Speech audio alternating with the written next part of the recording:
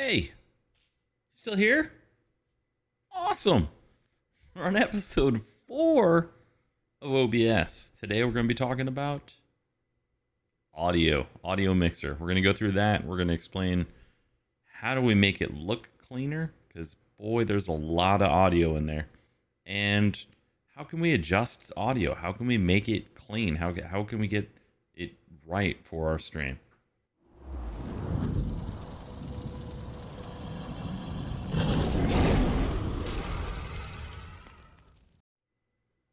Oh my gosh, I'm looking at my behind me scene and holy moly, look at all these audio sources. I didn't want this video clip to have audio. So let me go ahead and mute it. Let me this video file is down here, RL crap. This video that's playing, that's too low. We want it louder. No, it's too loud. So you can adjust it, right? So you got the sliders. You got your mute option.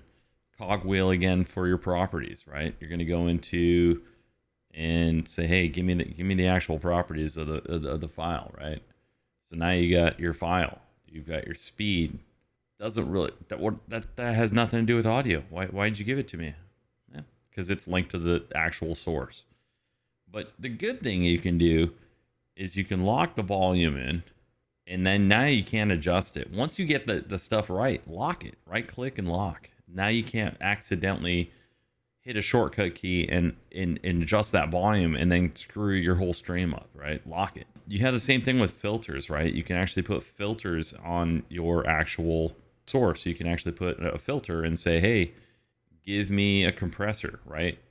Compressor for audio is when you get high, screaming into your microphone, is the volume shooting off the bar. You want to stick. All your audio wants to stay at the top end of the green into the yellow, but not past the red. Like then it's too loud, right? So what you can do is you can compress it. Usually 4:1 is the one everybody talks about, roughly a 4:1 ratio, but basically you're going to compress it so that once that top level of you speaking goes up super high, it drops it back down. Same thing if you go way too low, it's just a normalizer. It's great for not blowing up your people's headsets or their speakers when they're listening to you and you get scared or you're super excited or whatever. You also have gain. Say you're too low. No matter what you did, you've got the volume bar all the way up and it's too low. So you got to hit the gain and say, hey, bump it up. Or maybe it's way too loud. I got it so far down, it's too loud. You can do a negative gain on it and it'll drop that volume back down, right? You've got noise gate, noise suppression. That's going to be more on the microphones. You've got video delay. So basically your audio's off just by a little bit. Those are the main ones that people use. Within this window here, you have an option for vertical layout. It's just one slider basically for each one. I always use the normal view. You have advanced property. This is very granular. Now you can actually go in and adjust the volumes here for your specific stuff. You can actually make it mono. You don't want it stereo. You just want it mono. You can check a box for that. You can adjust the left and right on certain ones. This one's great for sync. So how many of you stream and people like your audio is messed up? That's where you fix it right here. You can actually go into here and adjust it. Like you can see, I had webcam one. The webcam was slightly off, right? So you can adjust your webcam down and delay it, and then it starts matching up with your audio. But you can mess with everything. It's awesome. Then you have for your tracks, you could layer it out if you wanted to, where say you're recording or doing anything like that, and you want, say, your team chat and your microphone or something to not be recorded within your video or something. You can actually put them on a specific audio track. I don't use it very much, but you could, and you could say, hey, I want my video that I'm recording to record on track 1, but I put TeamSpeak or Discord or any of the other ones you're talking through. You could put it on track 2 or 3 or one of the higher ones and put your microphone up there. That way, when you record that video and you're only getting track 1, you wouldn't get that other audio track. So that's the feature of the aspect of putting different tracks in there. You could also take it and actually monitor it, like say, hey, I don't want this, like I turn mine off, right? Like you can't hear this stuff. But if I say this one here and say monitor and output,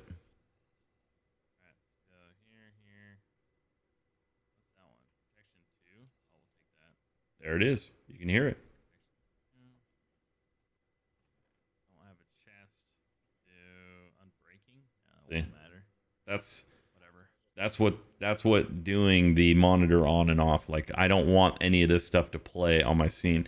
So if you're having a streaming PC or a gaming PC and you're hearing double audio from stuff and you can't figure out what the heck is going on, there it is right there. Just make sure you turn the monitor off. This is good for setups where, say you have a gaming PC and a streaming PC and you want to be able to hear what's going on just the streaming side.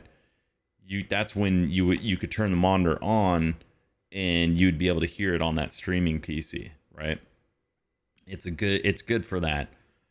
You can also, the other third option is to send that source just to monitor, so you can hear it on your monitor setting, but you don't actually get an output, so it's not actually sending that to anywhere else. It's only on the monitor side. When I say monitor side, monitor is your setting. You have this monitoring device, so you could have like your normal sound devices, right? Say that's my normal sound device. I've got all these different ones, chat mic. I got all these, right? I got my microphone. I got my two different outputs and this and that. But then I plug in my headset and I'm like, hey, I just want to hear it in my headset. What's going on? So you could literally have somebody sitting there next to you going, yep, you sound good. Everything sounds great. It's almost like a sound check, right? You can hear everything that's going on if you use that monitor. But that's the beauty of it, right? It allows you to take whatever's going on, video files, microphone, Discord, everything, and then you can output that stuff to your monitor and say, okay, let me check it out in my headset. Yep, I hear everything. All the sound levels look good. I see the video happening on the screen when I'm talking. I can actually match it up. I don't have to mess with the sync or anything like that because everything is golden. That's the purpose of why you would want to monitor your stuff. So once we've got through all that stuff, everything looks great. How the hell do we clean all this stuff up? I don't want to see all these muted sources. I'm never going to need these items to actually have audio. Just right click and hit hide. Once you hide these items, they won't be visible on any scene until you unhide them again. So there you go. Now these are the audio sources I would normally be messing with and adjusting. And I'm like, oh, nope, those are all good. I want to lock them down. I'm going to lock all the volumes because I've dialed them in. They're perfect.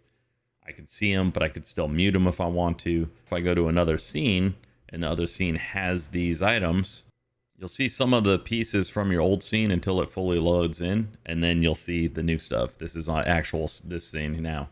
So this scene now that's currently up only has an intro video. There's no other. One of the reasons why, I think I explained it in the other videos for sources, one of the reasons why I use my actual PC audio, my microphone audio as an actual source, and I list them as a source, is that gives me the ability on the scene level to actually take them out and say, I don't want that source in that scene, therefore I don't have to worry about the audio coming out. So when my stream is starting right now, I could talk and talk and talk and not have to worry about anything going out on my stream because there is no audio source of my microphone or even my gaming PC. Maybe I'm playing a game right now while my stream's starting. Don't have to worry about it because it's not listed. But I think we've covered all the topics within the audio mixer. The biggest one is basically locking your stuff once you dial it in,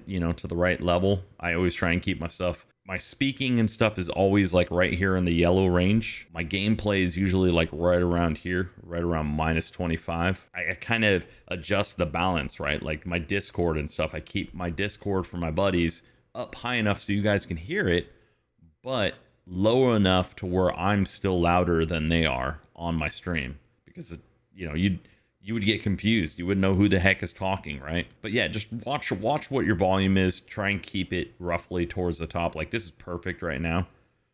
All the audio is like hitting the top of the green and slightly going into yellow.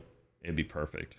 If I was talking right now while this was going on, it would be a little too loud. I would have to bump it down just a little so you could hear me over the video. So just adjust those videos. Once you got them, lock them in place. If you don't need the audio source or you want to mute it for a period of time, mute it. And then the last but not least is your advanced properties, right? Where you need to adjust offsets or something, or you want to look at percentages of volume instead of your decibels, right? Some people like percentages over that.